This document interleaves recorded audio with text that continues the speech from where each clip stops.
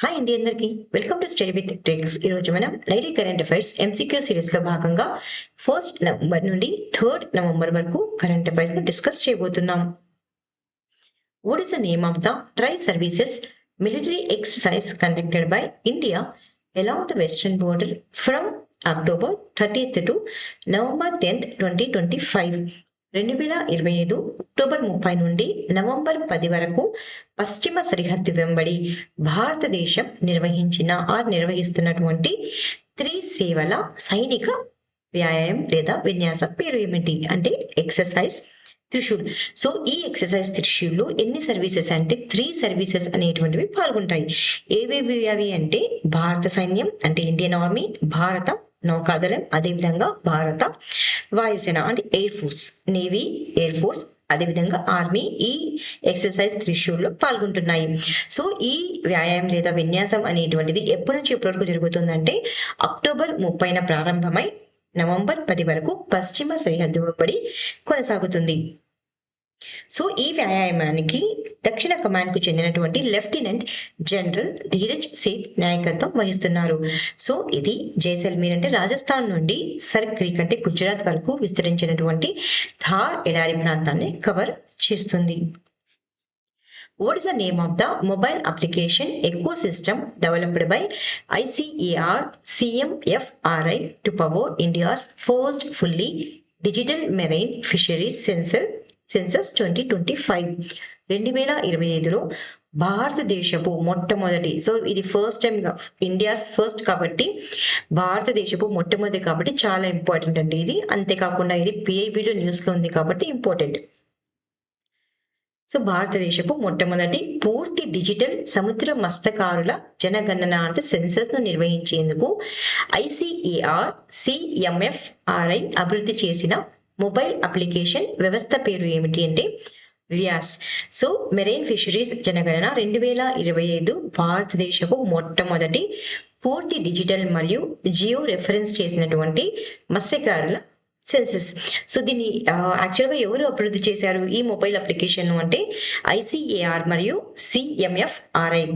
So ఈ వ్యాస్ అంటే ఏంటి అంటే vessel and yield assessment system mobile application వ్యవస్థ ఆధారంగా నిర్వహించడం జరుగుతుంది. ఈ డిజిటల్ టూల్స్ సమర్థవంతమైనటువంటి డేటా సేకరణ, తనిఖీ మరియు పర్యవేక్షణను అందిస్తాయి. తద్వారా మత్స్యకార కుటుంబాలు మౌలిక సదుపాయాలు, సామాజిక ఆర్థిక అంశాలపై నమ్మదగినటువంటి డేటాబేస్ అనేటువంటిది రూపొందించబడుతుంది. సో మత్స్యకారులకు సంబంధించిన డేటా మొత్తం ఈ వ్యాస్ మొబైల్ అప్లికేషన్ ద్వారా గ్యాదర్ చేయడం జరుగుతుంది. సో ఇది స్థిరమైన మత్స్య నిర్వహణ మరియు సంక్షేమ పథకాల అమలుకు దోహదపడుతుంది. సో ఇక్కడ మెయిన్ గా 3 డెడికేటెడ్ యాప్స్ అనేటువంటివి ఉన్నాయి. ఇందులో వ్యాస్ నాబ్ అంటే for validation of fishing villages అన్నమాట. సో ఏవేవి ఫిషింగ్ విలేజెస్ మరియు హార్బర్స్ ఏమేమి ఉన్నాయో వాటినన్నిటిని వ్యాలిడేట్ చేస్తారు. ఏ మొబైల్ అప్లికేషన్ ద్వారా అంటే వ్యాస్ నావ్. అదేవిధంగా వ్యాస్ భారత్ దేనికోసము అంటే మత్స్యకారుల యొక్క హౌస్ హోల్డ్ మరియు ఇన్ఫ్రాస్ట్రక్చర్ ఎన్యుమరేషన్ కోసం. అదేవిధంగా వ్యాస్ సూత్ర ఇది దేనికి అంటే రియల్ టైమ్ సూపర్విజన్ మరియు మానిటర్ చేయడం. దేని ద్వారా అంటే డాష్ బోర్డ్స్ ద్వారా. చాలా ఇంపార్టెంట్ అండి, గుర్తుపెట్టుకోవడానికి ట్రై చేయండి. Which country joined the International Solar Alliance during its 8th assembly held in October 2025? 2025 అక్టోబర్లో జరిగిన 8వ ఇంటర్నేషనల్ సోలార్ అలయన్స్ అసెంబ్లీ సందర్భంగా ISAలో చేరిన దేశం ఏది అంటే చైనా. సో ISA గురించి ఆల్రెడీ గ్రూప్ 1 మరియు గ్రూప్ 2లో అడిగారు కాబట్టి చాలా ఇంపార్టెంట్ క్వశ్చన్ అండి ఇది. సో ఇక్కడ ఇంపార్టెంట్ ఏంటంటే ఏ దేశం అనేటువంటిది 8వ ISAలో చేరింది అంటే చైనా అనేటువంటిది చేరింది. సో ఈ ఇంటర్నేషనల్ సోలార్ అలయన్స్ సమ్మిట్ అనేటువంటిది ఎక్కడ జరిగింది అంటే న్యూఢిల్లీలోని భారత మండపంలో జరిగింది. సో ఎప్పటి నుంచి ఎప్పుడు జరిగింది అంటే అక్టోబర్ 27th నుండి 30th తేదీలో న్యూఢిల్లీలోని భారత మండపంలో జరిగినటువంటి 8వ ఇంటర్నేషనల్ సోలార్ అలయన్స్ అసెంబ్లీ అనేటువంటిది ఒకే సూర్యుడు, ఒకే ప్రపంచం, ఒకే గ్రిడ్ అంటే థీమ్ ఏంటి అంటే 1 సన్ 1 వరల్డ్ 1 గ్రిడ్ అనే థీమ్ కింద జరగడం జరిగింది. సో ఈ కార్యక్రమంలో ఇంటర్నేషనల్ సోలార్ అలయన్స్ డైరెక్టర్ అయినటువంటి జనరల్ అశీష్ ఖన్నా చైనా ఈ కూటమిలో చేరినట్లు ప్రకటించడం జరిగింది. సో ఈయనే ప్రకటించారనమాట, చైనా ఈ కూటమిలో అంటే సోలార్ అలియన్స్ లో చేరబోతోంది అని ప్రకటించడం జరిగింది. ఇది సౌరశక్తిలో ఐఎస్ఏ యొక్క ప్రపంచ ఉనికిని మరియు సహకారాన్ని విస్తరించడంలో ఒక ప్రధాన అడుగుగా చెప్పవచ్చు. ఈ ఇంటర్నేషనల్ సోలార్ అలియన్స్ ఇనిషియేటివ్స్ ఏమేమి ఉన్నాయి 2025లో అంటే sunrise initiative. So exam లో అడగచ్చండి, సన్ రైజ్ ఇనిషియేటివ్ అనేటువంటిది ఏ సమ్మిట్ ద్వారా తీసుకురావడం జరిగింది అంటే ఇంటర్నేషనల్ సోలార్ అలియన్స్ ద్వారా ఈ సన్ రైజ్ ఇనిషియేటివ్ ను తీసుకురావడం జరిగింది. సో సన్ రైజ్ అంటే ఏంటంటే solar upcycling network for recycling innovation and stakeholder engagement initiative. ఎవరు లాంచ్ చేశారంటే గవర్నమెంట్ ఆఫ్ ఇండియా అనేటువంటిది లాంచ్ చేసింది. సో ముందు ఆల్రెడీ మనం ఒక ఇనిషియేటివ్ ని లాంచ్ చేసాం కదా, ఏంటి అంటే one sun one world one grid initiative. So ఏ దేశంతో కలిసి మనం లాంచ్ చేయడం జరిగింది అంటే భారతదేశం అంటే యునైటెడ్ కింగ్డమ్ తో కలిసి లాంచ్ చేయడం జరిగింది.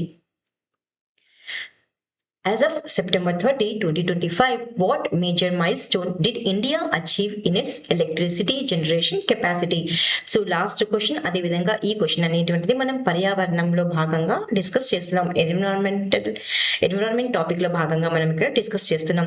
2025 సెప్టెంబర్ 30 నాటికి భారతదేశం విద్యుత్ ఉత్పత్తి సామర్థ్యంలో సాధించిన ప్రధాన మైలురాయి ఏమిటి అంటే మొత్తం సామర్థ్యం అనేటువంటి మొత్తం విద్యుత్ ఉత్పత్తి సామర్థ్యం అనేటువంటిది 500 గిగావాట్కి దాటడం జరిగింది. చాలా చాలా ఇంపార్టెంట్ క్వశ్చన్ అండి ఇది, యాజ్ ఆఫ్ సెప్టెంబర్ 30.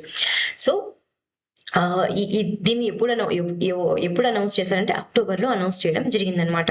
ఎవరు? పవర్ మంత్రిత్వ శాఖ ప్రకటన ప్రకారం 2025 సెప్టెంబర్ 30 నాటికి భారతదేశం 500.89 గిగావాట్ విద్యుత్ ఉత్పత్తి సామర్థ్యాన్ని చేరుకుందని, అంతేకాకుండా 500 గిగావాట్ మైలురాయిని తొలిసారిగా అధిగమించడం జరిగింది.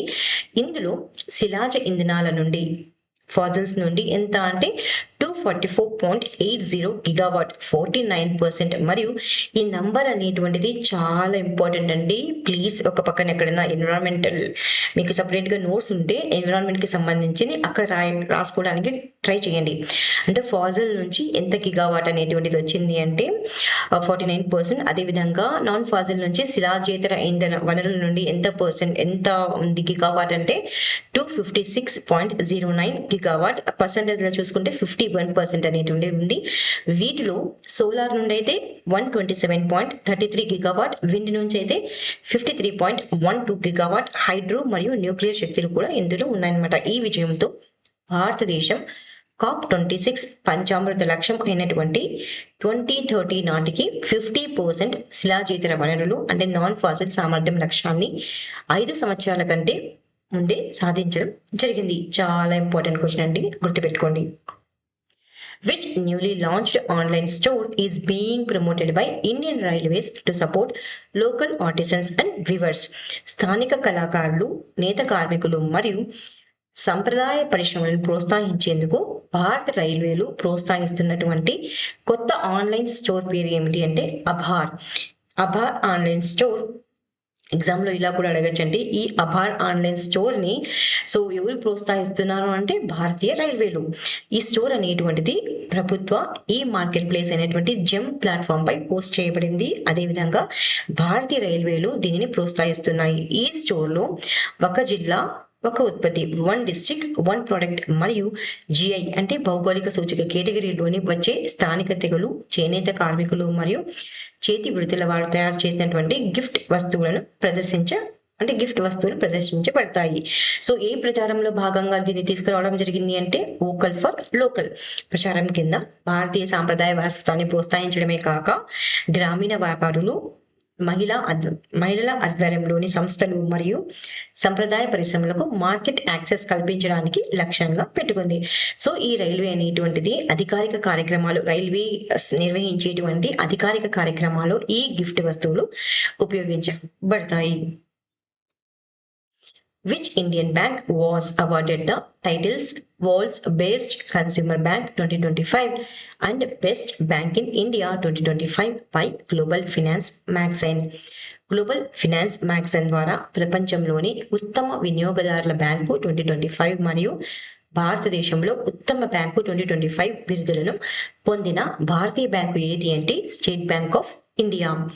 సో ఇది ఏ అవార్డును గెలుచుకుంది అంటే ప్రపంచంలోనే ఉత్తమ వినియోగదారుల బ్యాంక్ 2025 మరియు భారతదేశంలో ఉత్తమ బ్యాంక్ 2025 బహుమతులను గెలుచుకోవడం జరిగింది. సో ఈ బహుమతులను ఎవరు అందజేశారు అంటే న్యూయార్క్ ఆధారిత గ్లోబల్ ఫైనాన్స్ మ్యాగజైన్ అందజేయడం జరిగింది. ఈ అవార్డులు ఐఎంఎఫ్ వరల్డ్ బ్యాంక్ వార్షిక సమావేశాల సందర్భంగా ఎక్కడ అంటే వాషింగ్టన్ DC యుఎస్ఏలో జరిగినటువంటి కార్యక్రమంలో ప్రదానం చేయబడ్డాయి. 520 మిలియన్లకు పైగా కస్టమర్లతో SBI ప్రపంచంలోని అతి పెద్ద వినియోగదారుల బ్యాంకులలో ఒకటిగా నిలిచింది. సో SBI బ్యాంక్ యొక్క యాప్ పేరు ఏంటి అంటే you know you only need one అనే మొబైల్ యాప్ ద్వారా 100 మిలియన్లకు పైగా వినియోగదారులకు సేవలు అందిస్తూ డిజిటల్ వినియోగదారుల ప్రాధాన్యత కలిగిన బ్యాంకింగ్ కు SBI అనేటువంటి నిబద్ధత చూపిస్తుంది. సో ఇక just state bank of India అని గుర్తుపెట్టుకోండి. అదేవిధంగా అవార్డ్స్ ఇంపార్టెంట్ అని ఏ అవార్డ్స్ వచ్చాయి దీనికి అని ఎవరు అందజేశారు అంటే గ్లోబల్ ఫైనాన్స్ మ్యాగజైన్.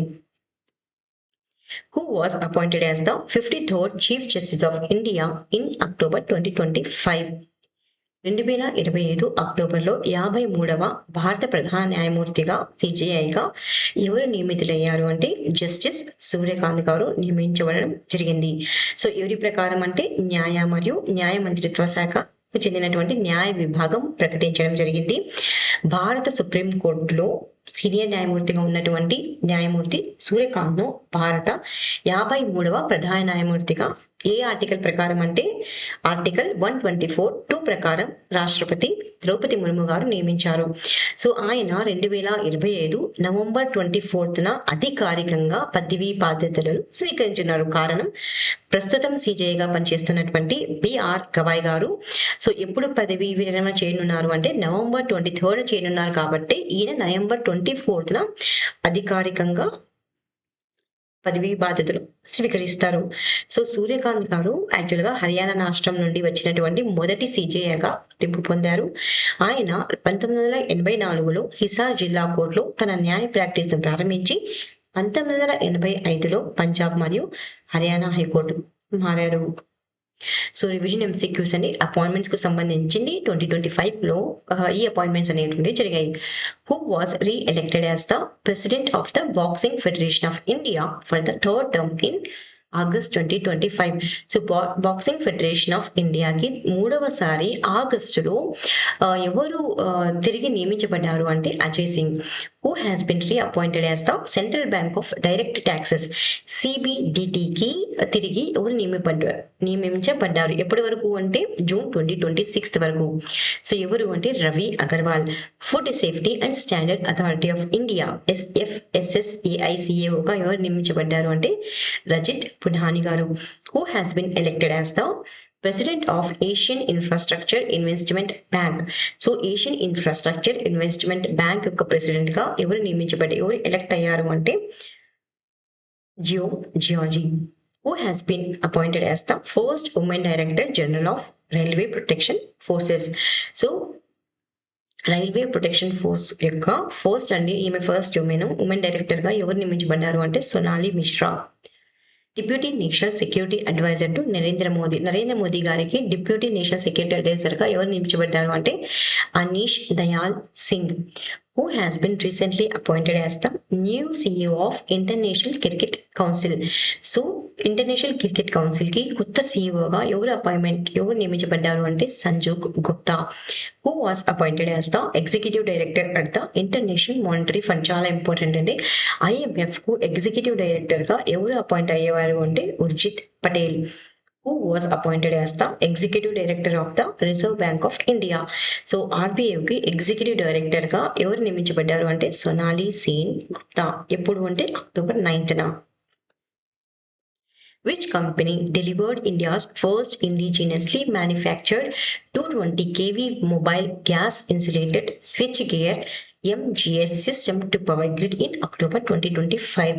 2025 అక్టోబర్లో పవర్ గ్రిడ్ కు భారతదేశపు మొట్టమొదటి ఇది ఇండియాస్ ఫస్ట్ కాబట్టి ఇంపార్టెంట్. ఇది భారతదేశపు మొట్టమొదటి స్వదేశీయంగా తయారు చేసినటువంటి 220 kV mobile gas insulated switch gear మీరు పిక్చర్ లో చూడొచ్చు దానిని. వ్యవస్థను అందించిన కంపెనీ ఏది అంటే తోషిబా టిటిడిఐ. ఎవరికి అందించింది తోషిబా టిటిడిఐ అంటే పవర్ గ్రిడ్. పవర్ గ్రిడ్ కు Toshiba transmission and distribution systems India private limited company భారతదేశపు మొట్టమొదటి స్వదేశీయంగా తయారు చేసినటువంటి 220 kV mobile gas insulated switch gear వ్యవస్థను అందించింది. ఎక్కడ అంటే ఇది తెలంగాణలోని రుద్రారంలో ఉన్నటువంటి టిటిడిఐలో కేంద్రంలో ప్రారంభించబడడం జరిగింది. ఈ వ్యవస్థ తక్కువ స్థలంలో అత్యవసర పరిస్థితుల్లో వేగంగా అమలు చేయడానికి అనుకూలంగా రూపొందించబడింది. ఇది భారతదేశం యొక్క ఆత్మనిర్భరత మరియు బలమైన పవర్ ట్రాన్స్మిషన్ నెట్వర్క్ లక్ష్యాన్ని ముందుకు తీసుకెళ్లే కీలక అడుగుగా చెప్పవచ్చు. ఈ టిటిడిఐ నవంబర్ 2025లో 132 kV మరియు ఆగస్టు 2026లో 400 కిలోవాట్ MGS వ్యవస్థలను కూడా అందించనుంది. దీని ఉద్దేశం ఏంటి అంటే సురక్షితమైన, సమర్థవంతమైన, అధిక వోల్టేజ్ విద్యుత్ పంపిణీ కోసం రూపొందించబడిన కాంపాక్ట్ మరియు అత్యంత విశ్వసనీయ వ్యవస్థ. సైన్స్ అండ్ టెక్నాలజీలో భాగంగా ఈ క్వశ్చన్ ని మనం ఇక్కడ డిస్కస్ చేసాం. Which electric tactical vehicle developed by Pravaig dynamics company పేరు ఇంపార్టెంట్ అనేది. Pravaig dynamics was unveiled as the India's first defense electric vehicle in 2025. ప్రవేక్ dynamics అభివృద్ధి చేసిన ఈ ఎలక్ట్రిక్ టాక్టికల్ వాహనం 2025లో భారతదేశపు మొట్టమొదటి కాబట్టి ఇంపార్టెంట్ ఇది భారతదేశపు మొట్టమొదటి రక్షణ ఎలక్ట్రిక్ వాహనంగా ఆవిష్కరించబడింది. ఏది అంటే వీర్ ఎలక్ట్రిక్ వెహికల్. పిక్చర్ లో మీరు ఇక్కడ చూడొచ్చు ఇమేజ్ లో ఆ వెహికల్ ను. ఎగ్జామ్ లో ఇలా కూడా అడగచ్చండి. వీర్ ఈవీ ఎలక్ట్రిక్ ను అభివృద్ధి చేసినటువంటి కంపెనీ పేరు ఏమిటి అంటే ప్రవేక్ డైనమిక్స్ అవుతుంది. 2025 ప్రవేక్ డైనమిక్స్ ప్రైవేట్ లిమిటెడ్ అభివృద్ధి చేసినటువంటి వీర్ ఎలక్ట్రిక్ వెహికల్ ను భారతదేశపు మొట్టమొదటి రక్షణ ఎలక్ట్రిక్ వాహనంగా ప్రకటించారు. ఇది ఏ మంత్రిత్వ శాఖ అంటే రక్షణ మంత్రిత్వ శాఖ యొక్క ఐడెక్స్ ఇన్నోవేషన్ ఫర్ డిఫెన్స్ ఎక్సలెన్స్ కార్యక్రమం ద్వారా గుర్తింపు పొందింది. ఈ వీర్ ఎలక్ట్రిక్ వెహికల్ లో ఆల్ వీల్ డ్రైవ్ సెటప్ లో డ్యూయల్ ఎలక్ట్రిక్ మోటార్లు అనేటువంటివి ఉన్నాయి. ఒకే ఛార్జ్ తో 500 కిలోమీటర్లకు పైగా ప్రయాణించగలదు. 30 నిమిషాల్లో 80% వరకు ఛార్జ్ అనేటువంటిది అవుతుంది. తద్వారా ఫీల్డ్ రెడీనెస్ కు వేగంగా సాధ్యమవుతుంది. ఇది ఎంత లోడ్ ను మోయగలదు అంటే 690 కిలోగ్రాముల లోడ్ ను మోయగలదు మరియు 2500 కిలోగ్రాముల వరకు టో అనేటువంటిది చేయగలదు. ఇది టాక్టికల్ ఆపరేషన్లకు అనుకూలంగా ఉంటుంది. ఇక్కడ రెండు పేర్లు ఇంపార్టెంట్ అండి. 3 ఇంపార్టెంట్ ఇక్కడ. ఏ మంత్రిత్వ శాఖ అంటే రక్షణ మంత్రిత్వ శాఖ. ఆ వెహికల్ పేరు ఏంటి అంటే వీర్ ఇవి. ఎవరు దీన్ని అభివృద్ధి చేశారు అంటే Pravaig dynamics private limited. Who became India's 90th chess grandmaster in October 2025 by securing his final grandmaster norm at the Bijeljina tournament in Europe. 2025 అక్టోబర్లో యూరోప్లోని బిజెల్జీనా టోర్నమెంట్లో తుది గ్రాండ్ మాస్టర్ నామ్ సాధించి భారతదేశ 90వ చెస్ గ్రాండ్ మాస్టర్ గా ఎవరు గుర్తింపు పొందారు అంటే ఇలంపర్తి ఏఆర్. ఇతను తమిళనాడుకు చెందినటువంటి 16 ఏళ్ల చెస్ ప్రతిభావంతుడు. అతని పేరు ఏంటి అంటే ఇలంపర్తి అవల్పు తురై రవికుమార్. ఈ ఈవెంట్ ఎక్కడ జరిగింది అంటే యూరోప్ లోని బోస్నియా మరియు హెర్జెగోవినాలో జరిగినటువంటి బిజెల్జీనా టోర్నమెంట్ లో తన తుది గ్రాండ్ మాస్టర్ నామ్ సాధించి భారతదేశపు 90వ గ్రాండ్ మాస్టర్ గా గుర్తింపు పొందారు. According to RBI's 2024-2025 foreign liabilities and assets census, which country announced for the highest share of FDI in India? RBI యొక్క 2024-25 విదేశీ బాధ్యతలు మరియు ఆస్తుల అంటే FLA అంటే ఫారెన్ లయబిలిటీస్ అండ్ అసెట్స్ జనాభా లెక్కల ప్రకారం ఇది సెన్సస్ ప్రకారం అంటే ఇది భారతదేశంలో అత్యధిక FDI వాటాను కలిగి ఉన్నటువంటి దేశం ఏది అంటే యునైటెడ్ స్టేట్స్ ఆఫ్ అమెరికా. చాలా అంటే చాలా ఇంపార్టెంట్ అండి ఇది. ఎఫ్‌డిఐ గురించి చాలా సార్లు ఎగ్జామ్‌లో అడిగారు. సో, ఎకానమీలో భాగంగా మనం ఇక్కడ డిస్కస్ చేస్తున్నాం. సో, ఆర్‌బీఐ అనేటువంటిది ఏ సంవత్సరానికి గాను అంటే 2024, 25 సంవత్సరానికి సంబంధించిన విదేశీ బాధ్యతలు మరియు ఆస్తుల జనగణన తాత్కాలిక ఫలితాలను విడుదల చేసింది. ఈ జనగణన ప్రకారం, సెన్సస్ ప్రకారం అమెరికా భారతదేశంలో అత్యధిక ఎఫ్‌డిఐ అంటే ప్రత్యక్ష విదేశీ పెట్టుబడులు అందించిన దేశంగా నిలిచింది. సో ఎంత పర్సెంట్ ఉంది ఇది ఎఫ్‌డిఐలో అంటే 20% వాటా ఉంది. తర్వాతి స్థానంలో ఏ దేశం ఉంది అంటే సింగపూర్ 14.3%, మారిషస్ 13.3%, యునైటెడ్ కింగ్డమ్ 11.2% మరియు నెదర్లాండ్స్ 9% గా ఉన్నాయి. సో 2024-25లో మొత్తం ఎఫ్‌డిఐలో ఎన్ని కోట్లకు చేరింది అంటే 68.76 లక్షల కోట్లకు చేరింది. చాలా చాలా చాలా ఇంపార్టెంట్ క్వశ్చన్ ఇది. In which Indian state is BPCL అంటే Bharat petroleum corporation limited planning to set up a greenfield refinery and petrochemical complex in collaboration with Oil India Limited as per MOU signed in October 2025.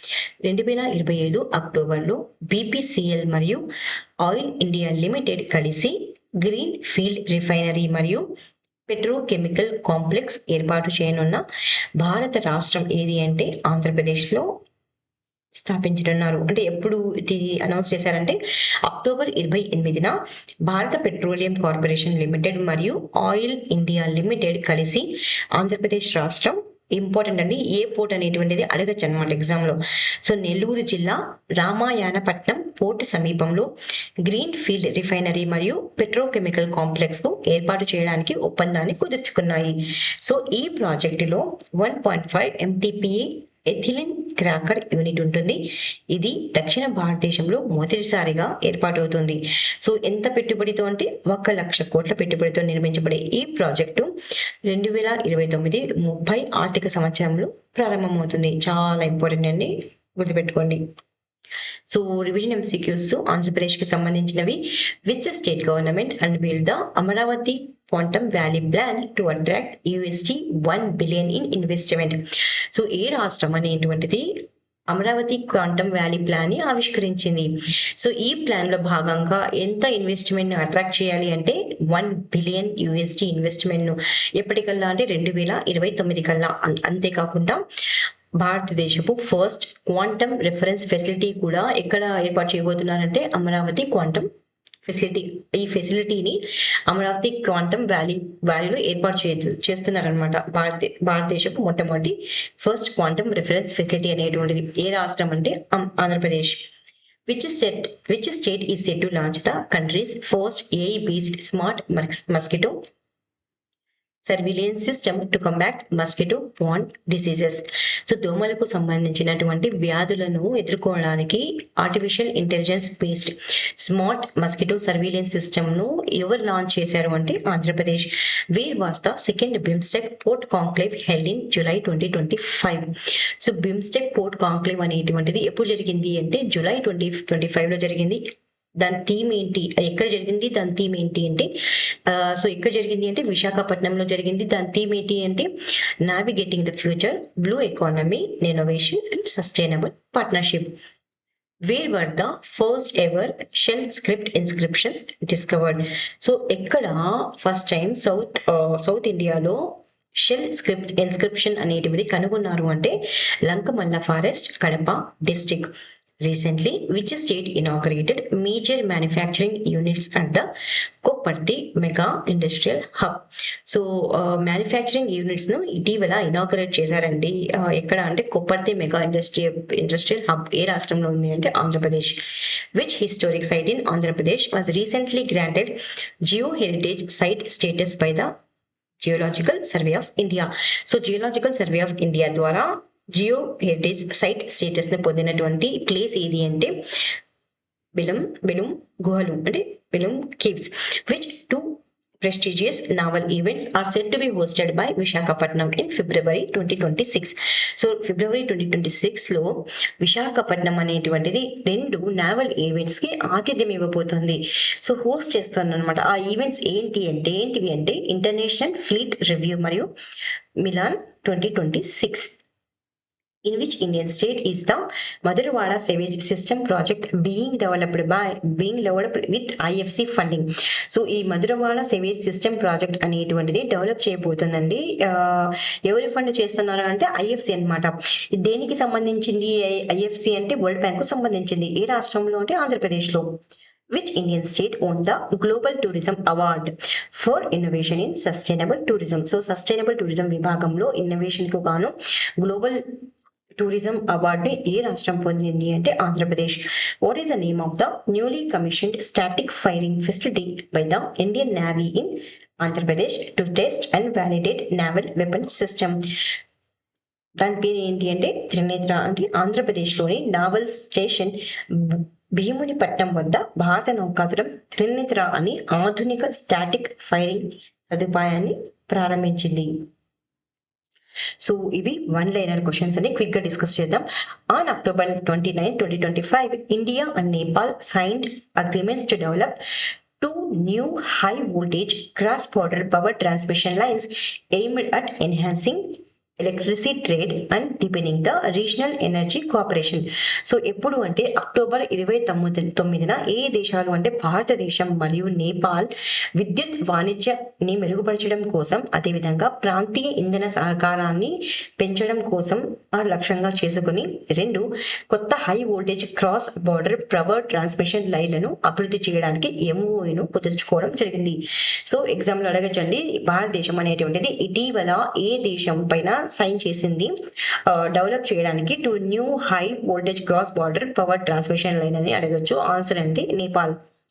In October 2025, the first joint working group meeting on agriculture between India and Sri Lanka was held at Krishi Bhavan in New Delhi. So October 2025 లో first joint working group meeting అనమాట. ఇది దేనిపైన అంటే agriculture, వ్యవసాయం పైన.